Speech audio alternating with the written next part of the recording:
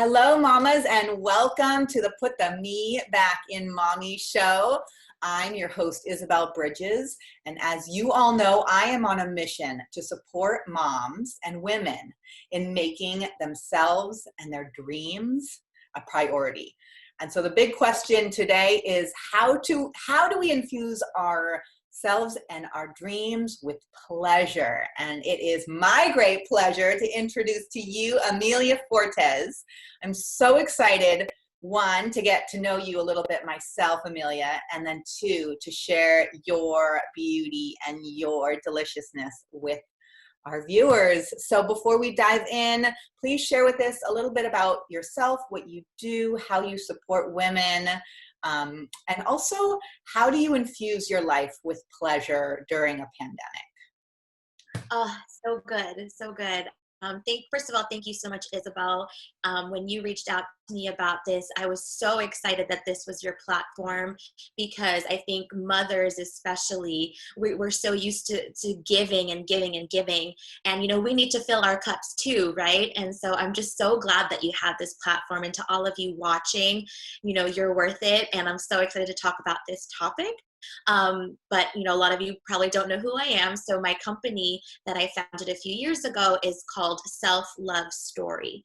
So literally all the work that I do, all the things that I teach when I work either one-on-one in private client group or in group settings or in in-person retreats, if we ever get to have them again, is all around self-love, because I believe that a strong foundation of self-love, having that self-love lifestyle, I like to call it, mastery, is really what creates what we want in our lives. And especially, I work a lot with people in terms of their interpersonal relationships, whether that's family, friendship, or romantic.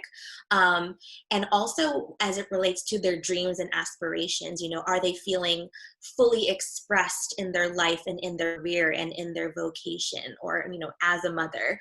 So that's really the bulk of the work that I do. And the way that it looks mechanically is through coaching and energy healing and working with the subconscious mind and hypnotherapy. I've studied a lot of different healing modalities. And so I infuse all of that into my own brand of self-love magic to deliver to my clients and to my audience. So that's what I do. And the topic for today is, yes, pleasure. How do we make time for pleasure? And especially during a pandemic. And so how have I been doing that? I am a very sensual person. I'm very connected to my body. I'm a dancer. And I also work with women a lot who may not identify in that way to reconnect with their body. And so whether you have a lot of time or a little bit of time, there's always like a time to like just place your hands on your body, even like on your belly, on your heart, or even like a hug, you know, because I know we don't have a lot of time to do all kinds of stuff, especially when we have kids and they're at home all day. So even just a gentle, loving touch is a way that I can infuse pleasure. Little things like wearing special underwear that only I know that I'm wearing. So just like those little secrets that you have for yourself. And then if you do have more time, or when I have more time in my day, I put on like my favorite music, like music that just really takes me there. And I just kind of move to it without trying to look good or without trying to dance. You know, it's not a performance, it's not choreography. And I just, even if I'm just sitting in my seat, like if I'm working and I need to take a break and I just put on my favorite song and I just kind of like roll my neck around or just like sway a little bit. Connecting to the body is a really, really important piece for making time for pleasure, especially during a pandemic. I love what you're saying, because there's this piece here, especially for moms, but really for women in general. We grew up culturally to make other people's pleasure our priority, right? Maybe first it's our partner's pleasure, or, you know, our parents' pleasure, like we want to please them. And when we become parents, it's our children's pleasure. We want them to have these amazing lives. And so we're all our feelers for pleasure are like, how can I please you and you and you and you? And what I hear you saying is like, how can I please this? Like literally, how can I fill this cup with pleasure. And for so many of the women that I work with, that word pleasure, self-pleasure especially, is almost like a dirty word or something that's not okay to talk about, let alone do. So how would you share pleasure with her who feels like, I don't know if it's okay to do this? Oh, absolutely. I definitely, great question. And I'm totally in alignment with that. And that's why like this topic just lights me up, because I get that. And what I do want to say too is, as an incentive, right? Because especially for moms, our incentive is our children. When your children observe you, whether consciously or unconsciously, right? Because our children are, the children of the world are looking to the adults in the world and learning about their self-worth, about how they matter, about their dreams, about how to be, how to treat other people, and how to treat themselves by observing us, the grown-ups.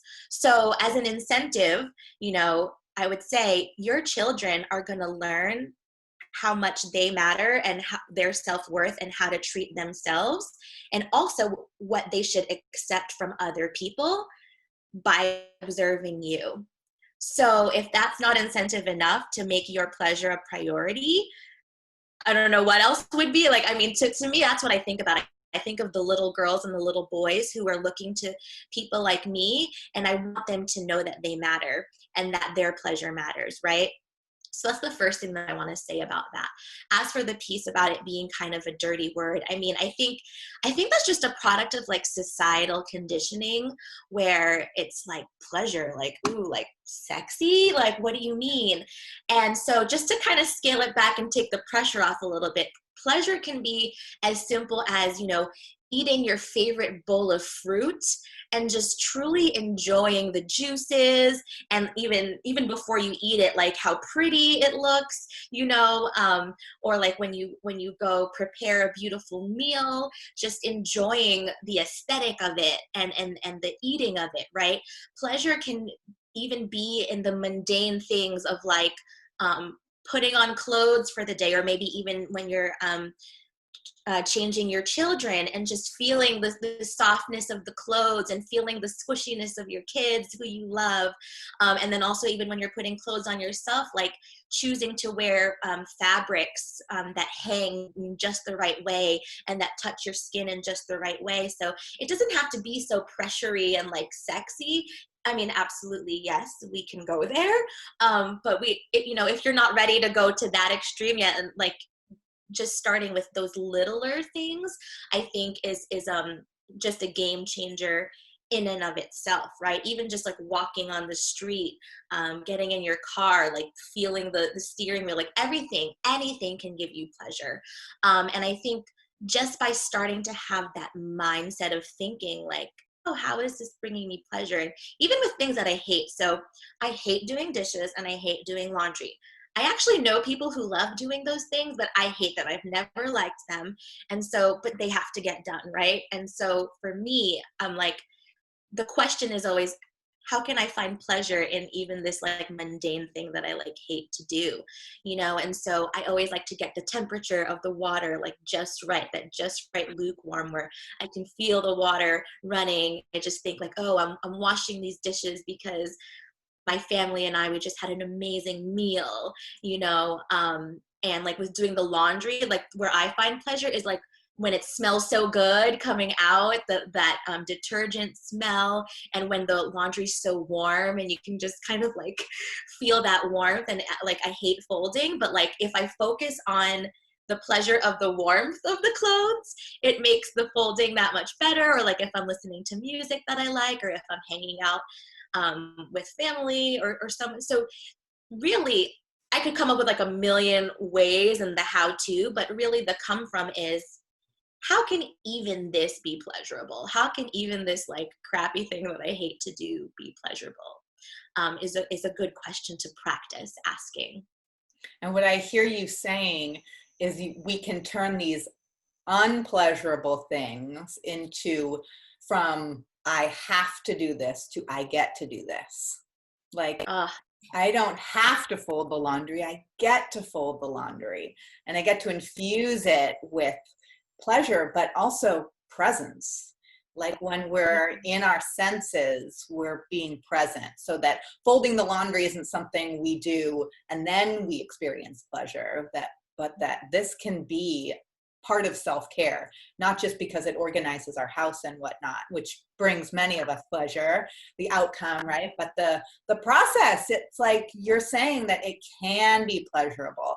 One thing I love to do, both when washing dishes and folding, is like washing off the dishes and just acknowledging to myself, like, this, I'm cleaning, like, what am I cleaning away? I made this beautiful meal. I'm like acknowledging myself as the provider and the nurturer of my family. I'm giving myself that pat on the back that I crave from someone else. So again, it's like, it's coming from the inside. So often we're looking for it to come from the outside, but like we can give ourselves that acknowledgement. And then what am I preparing? I also ask myself that as I'm like scrubbing my dishes, like, what am I making this thing clean for? Like, what's coming next? Not only the dish that I'm about to make, yeah, but like the feast of my life. Like, what am I preparing for the next day? So it's a way to be present and make it like purposeful, not mundane. Absolutely. Yeah. And that is how you infuse pleasure. And I do want to acknowledge, because, even as we're talking about it, I can imagine, especially like if I'm in a anxiety ridden kind of busy day, and like, especially like some of your group watching this are busy moms, and it's like, oh yeah, like easy for you to say. So I totally get that. And so, the point is it's a practice of pleasure. And so, okay, tomorrow or even tonight, you're not going to be able to be like, ooh, the dishes, right? You might very much be like, my kid puked and then I had to like take out the trash and it was disgusting and the house is a mess. So, I'm not trying to say like ignore your life and just like be in this, naive kind of world, but it's about starting to turn the attention as a practice, like even just 1 millimeter to turn the attention to the pleasure, right? Because you might not be able to go from my to-do list is 1,000,000 miles long, I'm drowning, especially if you have infants at home, there's like spit up all over me, like, what are these ladies talking about pleasure while washing the dishes? Like, screw that. So, I get that, some of you might be in a position where you can't go from like 0 to 100, but there is like even those little millimeters of progress towards just starting to ask the question, like, how can I make this less awful? Maybe that's an easier question to ask at first, like, right? Yeah. That baby step. How can I make this less awful? So good. That already opens it up, like, just to like the next like millimeter of pleasure. Yeah. Yeah. Especially now, when this feels awful for so many of us, this time of like physical safety, like emotional turmoil, just the world feels really awful. And so I love your question. How can I make this less awful? Yeah. And pleasure is the answer, even a pint-size bit. And I think that question of how can I make this less awful, it's kind of like, like you can't go from 0 to 100. Like when you're in a car, you can't go from 0 to 100. You have to like slowly accelerate. And so like back to your first question of like, what about the women when I mentioned pleasure and they're like, might be 100 miles per hour, so it's like, all right, the next little millimeter is like, how can I make this less awful, or how can I make this less terrible? That might be easier accessible if you're drowning in not the opposite of pleasure. So it's good to be gentle with yourself and have compassion with yourself, that it's a marathon, not a sprint. This is life. And so you get to just make those little changes and celebrate them along the way. And before you know it, you'll be pleasure, master pleasure practicers before you know it. So for that woman who is a little higher up on that mastery scale, for the woman who is thinking, okay, I can get into the pleasure of washing the dishes or folding the laundry.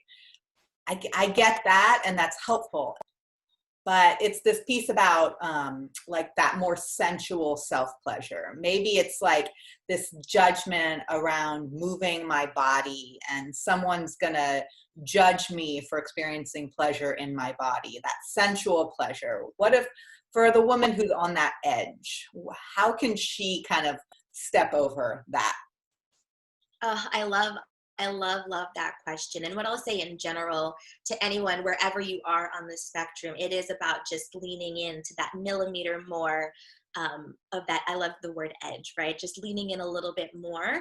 And so what I would say is, you know, and I know we're busy women, we're building families and making stuff happen. But even if you could find just like 1 minute more to yourself, even if you have to wake up a little bit earlier, what I would say is definitely start I love, you know, you said sensual, like a sensual movement practice. And again, it's a practice, so you're not meant to be super expert tomorrow or tonight.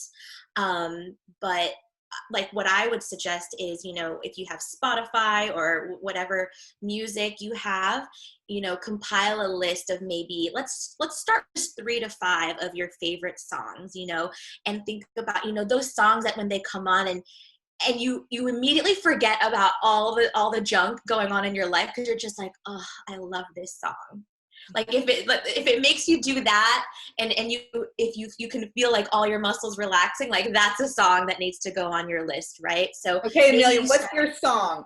What's the song on your list right now? Oh my gosh, there are so many. I have a whole like playlist, but there's a song. It's actually funny. Sad kind of romantic songs are really they open me up. Yeah. I'm a Cancer. That's my sun sign. I don't know who's into astrology, but like we're all about the feelings and the emotions. So really sad songs open me up. So I love a song by ex-ambassadors called Unsteady. And it's just the way, I don't sing, so I'm not going to do it, but the way the first note that it opens up, it's just this like long note and it just, cracks open my heart. There's also another song, I don't know the artist, but the title is Gorgeous, and the guy's just like, you're so gorgeous, you're so gorgeous. So that song too. And there's another song called Blue. I don't know artists or things like that, but maybe I'll have to send you a link of my playlist because I actually have a playlist called Feeling Myself Friday. So I can share that with you if you want to share it with your group. Yeah. So it has a whole list of songs, but the thing is the first songs are kind of sad. So what I would suggest is you know, what emotion kind of gets you going, because sometimes joyful kind of gets people going. So I love the song Rather Be, because it's like this very do like it's just that kind of lyrical kind of thing. You know, sometimes angry music gets me open and gets me going, especially if I'm going through a lot of stuff. So what I will say, and I always say this, especially with self-love, no judgment, right? So this is your playlist. So like, even if it's like a nasty song, you know, sexy, nasty song, put it on there. Like no one has to hear it. You can have your earbuds in, you know, this is just for you. So have that song of like, you know, start with 3 songs, 5 songs, and give yourself permission to have that 10, 15 minutes where you can, maybe if you're not ready to move yet, you can maybe just lie down or sit in your favorite chair, make your favorite cup of tea and just listen to it. And then just, I like to say, let the music kind of come in and feel it like wash over you and what emotions come up, what senses come up.